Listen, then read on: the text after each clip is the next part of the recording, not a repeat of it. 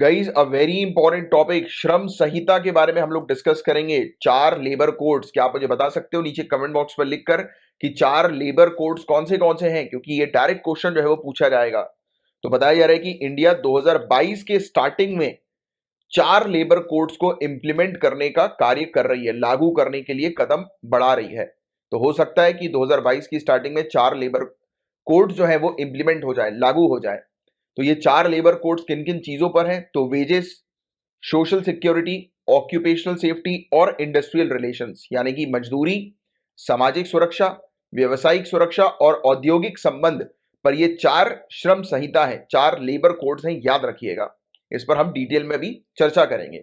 और इन कोड्स की अगर हम बात करें, इन संहिता की बात करें, तो इन संहिताओं के अंतर्गत, इन कोड्स के अंडर सामान्य रूप से रोजगार और कार्य संस्कृति से संबंधित कई पहलुओं, जैसे कि कर्मचारी के हाथ में आने वाला वेतन, काम के घंटे और सप्ताह में कार्य दिवस की संख्या आदि में बदलाव हो सकता है। यानी कि कहा यह जा रहा है कि चार लेबर कोड जैसे ही इंप्लीमेंट होंगे, लागू होंगे, वैसे ही हमें देखने को मिलेगा कि लोगों के हाथ में आने वाली, यानी कि इंप्लॉइज के हाथ में आने वाली जो सैलरी जो होती है, तो उसमें चेंजेस देखने को मिल सकता है। उनकी वर्क के कल्चर में चेंजेस देखने को मिल सकता है, यानी कि उनकी ऑक्यूपेशनल सेफ्टी की अगर हम बात करें, राइट, वर्क की सेफ्टी की बात करें, तो उसमें कुछ चेंजेस लाया जाएगा। हो सकता है कि वर्किंग आवर्स में चेंजेस हो, राइट। हो सकता है कि जैसे कि वर्क डेज जो है एम्प्लॉयज के लिए वो कितने होंगे, तो उसमें चेंजेस होगा, राइट। तो हम क्या कर रहे हैं कि लेबर लॉस को लाकर हमारी कंट्री के अंदर जो एम्प्लॉयज हैं उनकी सिचुएशन को ठीक कर रहे हैं, मतलब उनकी वर्किंग सिचुएशन, वर्किंग कंडीशन को इंप्रूव करने के ऊपर ये कदम जो है वो बढ़ा रहे हैं, राइट।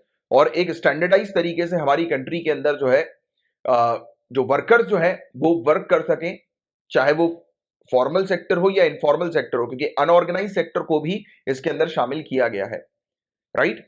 तो इस पर मेनली फोकस किया जा रहा है, यानी कि वर्कर्स के लिए एक स्टैंडर्ड्स क्रिएट किए जा रहे हैं, राइट। तो ये बहुत इंपॉर्टेंट टॉपिक है, बहुत ध्यान से इस टॉपिक को आगे समझिए।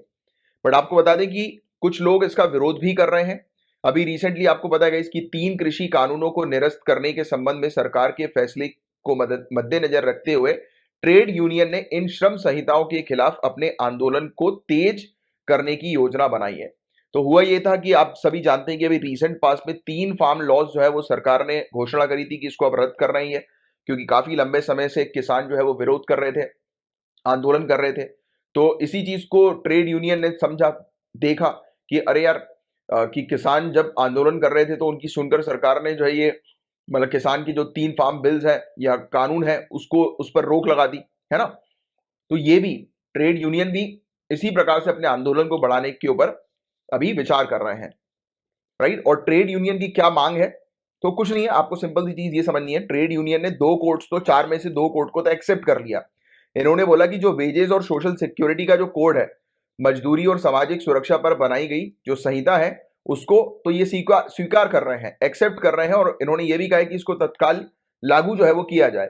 बट इनका कहना है कि जो इंडस्ट्रियल रिलेशंस है, औद्योगिक संबंध से रिलेटेड जो कोड्स इसके अंदर शामिल हैं, जो कानून रूल्स इसके अंदर शामिल है, या ऑक्यूपेशनल सेफ्टी से रिलेटेड, व्यवसायिक सुरक्षा से रिलेटेड जो संहिता जो बनाई गई है, तो उस पर इन्होंने आपत्ति व्यक्त करी है और कहा है कि इसकी समीक्षा की जाए, इसको रिव्यू किया जाए, इन 2 कोड्स को। तो बस ये बेसिक सा एक आपको आइडिया रखना है, इसमें ज्यादा डिटेल में नहीं आना है। मेन चीज जो जो आपको समझनी है वो है लेबर कोड्स।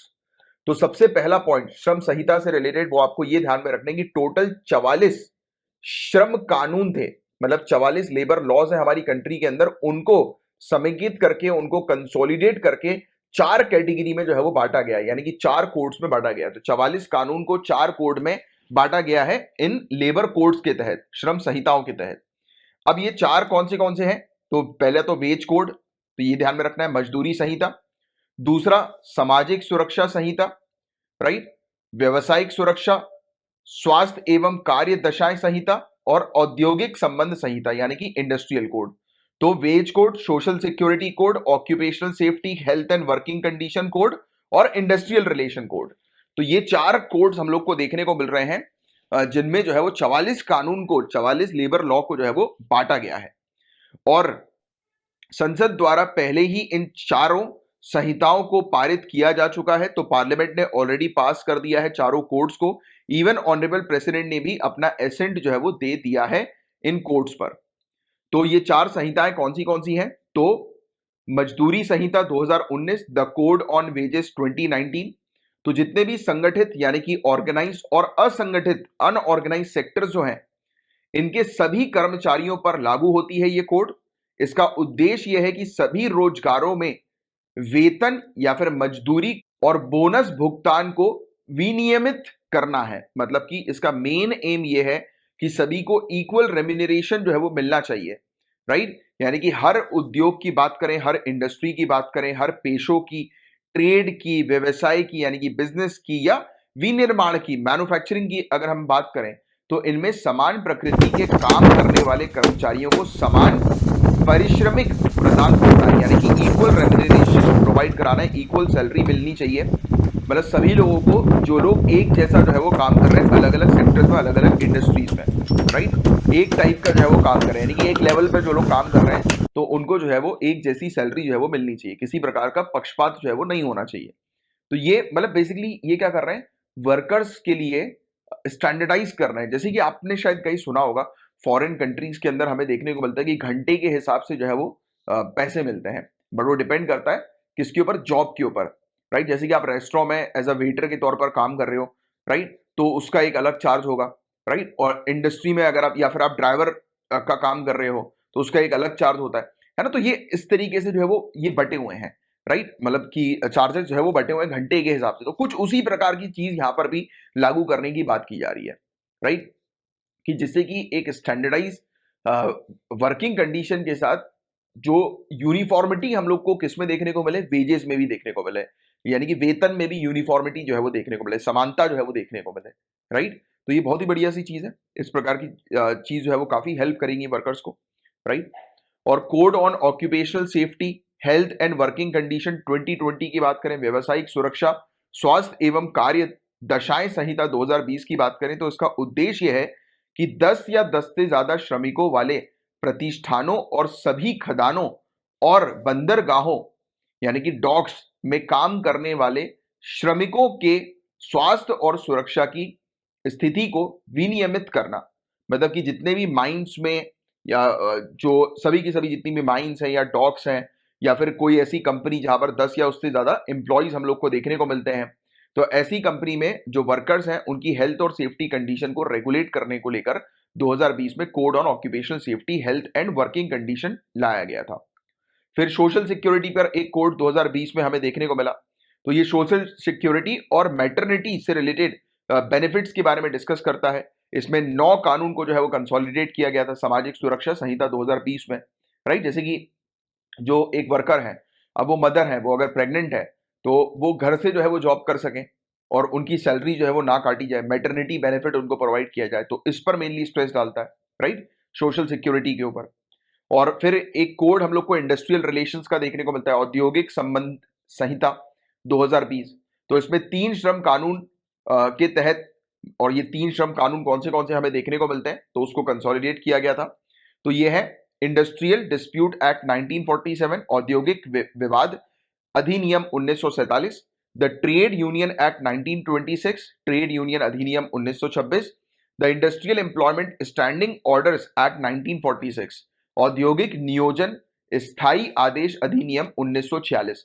तो ये 3 बेसिकली कानून थे, लेबर लॉज थे, उनको कंसोलिडेट करके, उनको समेकित करके ये औद्योगिक संबंध संहिता कोड ऑन इंडस्ट्रियल रिलेशन 2020 बनाया गया।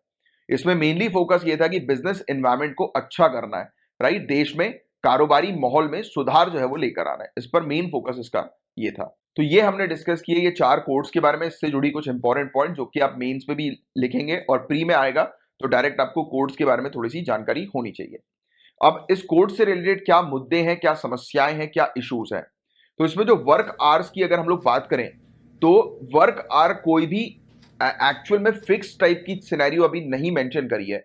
मतलब इन्होंने ये प्रोवाइड नहीं किया है कि अगर वर्क आवर्स को फिक्स करना है 8 घंटे से ज्यादा, यानी कि कुछ कुछ जॉब्स में अगर एक व्यक्ति जो है वो 8 घंटे से ज्यादा काम करना चाह रहे हैं तो उसके क्या प्रोविजंस होंगे, तो उसकी कोई फ्लेक्सिबिलिटी नहीं है। जैसे होता है ना कि कुछ लोग जो है वो ज्यादा ओवर टाइम जो है वो करते हैं, उस हिसाब से उनको जो है वो पैसे मिलते हैं, तो इस टाइप की चीज इसके अंदर क्लियरली जो है वो मेंशन नहीं है। साथ ही साथ यहाँ पर पार्ट टाइम एम्प्लॉइज के लिए भी कोई प्रोविजन, यूनिफॉर्म प्रोविजन जो है वो मेंशन नहीं है, समान प्रावधान जो है वो निर्धारित नहीं किए गए हैं, राइट, पार्ट टाइम एम्प्लॉइज के लिए। और साथ ही साथ इसमें यह भी बताया जा रहा है कि एम्प्लॉइज की जो वेज है, यानी कि उनका जो कर्मचारी का जो वेतन है वो भी जो है वो इसमें प्रभावित होगा। तो ऐसे भी कुछ चीजें इसके अंदर हमें देखने को मिलती हैं।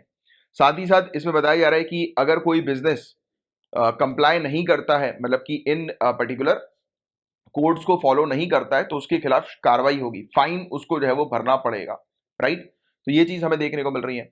और ये भी बताया जा रहा है कि आज की डेट में अगर हम बात करें कि जो छोटे बिजनेसेस वगैरह हैं, तो लॉकडाउन के बाद यानी कि पैंडेमिक के बाद, कोरोना वायरस के बाद उनकी स्थिति काफी ज्यादा खराब है। वो अभी रिवाइविंग पोजीशन पे है, यानी कि वापस दोबारा से अपने आप को खड़ा कर रहे हैं।